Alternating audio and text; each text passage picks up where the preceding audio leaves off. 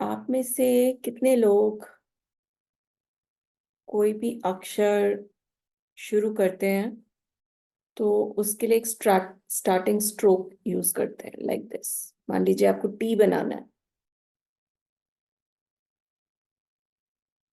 आपने पहले एक स्टार्टिंग स्ट्रोक बनाया और फिर उसके बाद आपने टी बनाया। या मान लीजिए आप जे बना रहे हैं तो आपने जे की लाइन को बहुत नीचे से स्टार्ट किया, कहीं से बेंड नहीं होगी, और फिर आपने यहाँ जे बनाया। या आप ओ बना रहे हैं तो भी आप एक स्ट्रोक यूज कर रहे हैं, ऐसे स्लांट सा, और फिर आपने ओ बनाया। या ए बनाया। जो भी लोग इस तरह का स्टार्टिंग स्ट्रोक यूज करते हैं, इस तरह का, ये जो भी स्टार्टिंग स्ट्रोक को अगर आप यूज कर रहे हैं, दिस जो कि नीचे से स्टार्ट होता है, जो अगर मान लीजिए यहां से स्टार्ट होके आपने टी बनाया है, तो अगर ये बहुत छोटा है तो इसको हम हुक मानते हैं। अगर यही हुक एक टेंट की फॉर्मेशन ले रहा है, ये एक ऊपर जाके यहाँ एक टेंट के जैसा फॉर्मेशन बना रहा है, तो ऐसे लोग अपने अंदर ना बहुत एंगर होल्ड करते हैं। इसको एक हम एग्जाम्पल से समझते हैं। मान लीजिए एक पानी का पतीला है, उसमें पानी उबल रहा है, आपने गैस बंद करी और तेज उबलता जब भाप निकल रही है उसमें से, और आपने एक टाइटली क्लोज ढक्कन लगा दिया उसके ऊपर। अब क्या होगा? वो बंद रहेगा। हो सकता है वो अंदर अंदर अंदर उसके वो प्रेशर क्रिएट होता रहेगा। अब उसमें दो तीन चीजें हो सकती हैं, या तो मेल्ट हो जाएगा, पतीले को नुकसान हो जाएगा उससे, इतना प्रेशर क्रिएट होने से वो ढक्कन फट के एकदम बाहर निकलेगा और आसपास जो भी खड़ा हुआ उसको नुकसान पहुंचा देगा। तो ये जो टेंट का फॉर्मेशन हुआ है, इस तरह के जो लोग होते हैं जो ऐसे स्ट्रोक्स बनाते हैं, जब कोई भी चीज को नीचे से, ये जैसे हमारी राइटिंग को हम तीन जोन्स में डिवाइड करते हैं। This is upper zone, middle zone और लोअर जोन। आप मिडिल जोन से या मिडिल जोन के नीचे से अगर अपना स्ट्रोक शुरू कर रहे हैं, लिखना शुरू कर रहे हैं, आपकी पेन चलना वहां से शुरू होता है और बिना कहीं रुके,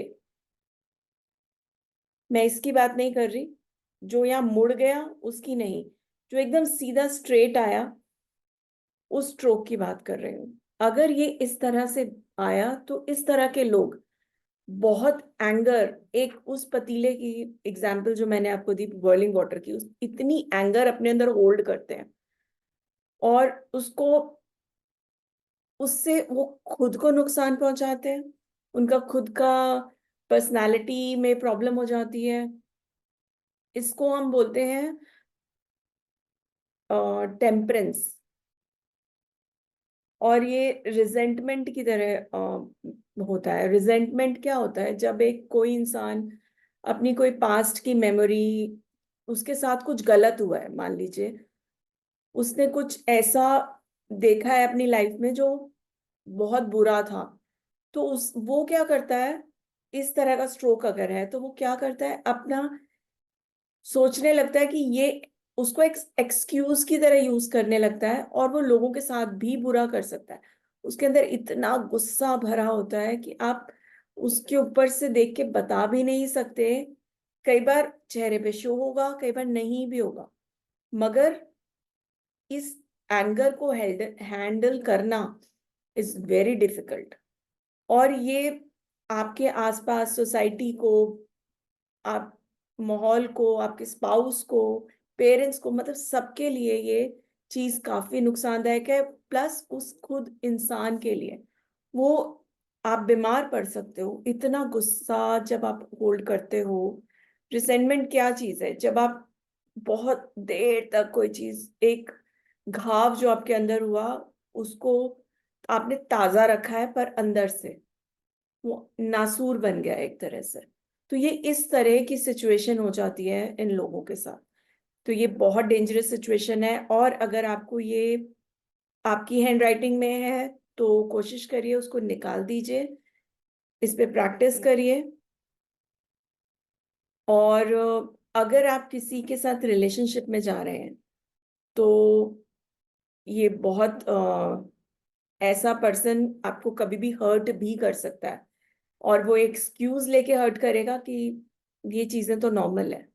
जनरली इस तरह की हमें राइटिंग देखने को मिलती है उन लोगों की जिन्होंने अपने बचपन में कोई बहुत ज्यादा लड़ाई झगड़े, कोई रिवोल्ट्स, वॉर, किसी का मर्डर्स, या अपने ऊपर अत्याचार सहा होता है।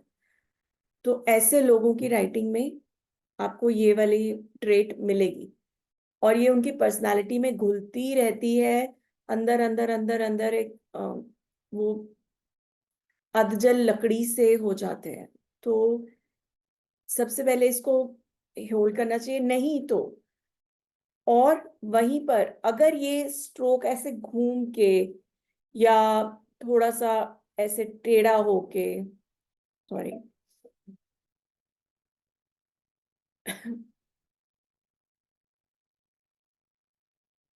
अगर ये स्ट्रोक आता है हमारा थोड़ा सा टर्न होके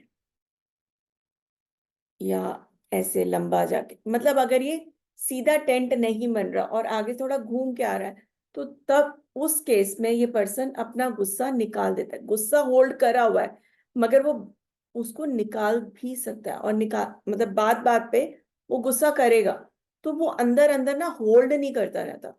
तो ये लोग फिर बेटर हैं उन लोगों से जो कि बहुत ज्यादा रिसेंटमेंट वाले लोग होते हैं। इनमें टेम्पर बहुत होता है, जिनका थोड़ा सा ऐसे घूम के आया, कर्व आ गया, या थोड़ा शेप चेंज हुई, बेंड हुआ कहीं पर भी, अगर ये इसमें बेंड हो गया, स्ट्रेट नहीं आया अगर ये स्ट्रोक, तो वो एंगर, उनमें टेम्पर बहुत होता है, एंगर निकल जाता है उनका।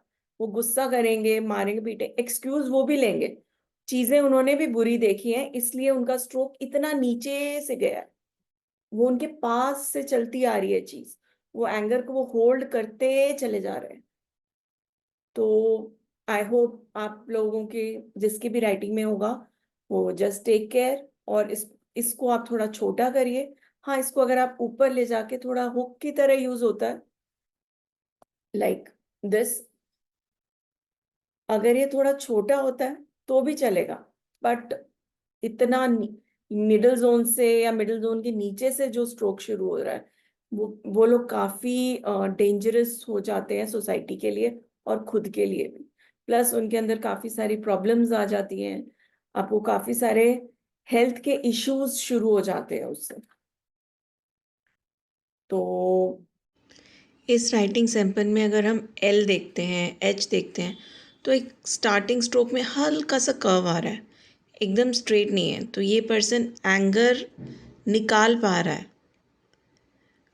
और वहीं अगर हम ये दूसरा राइटिंग सैंपल देखते हैं, इसके अंदर ये जो ऊपर हल्का सा नुक है, दिस इज़ द हुक। और इस हुक की वजह से वो उसको हल्का सा उसने अटका हुआ है पास्ट में।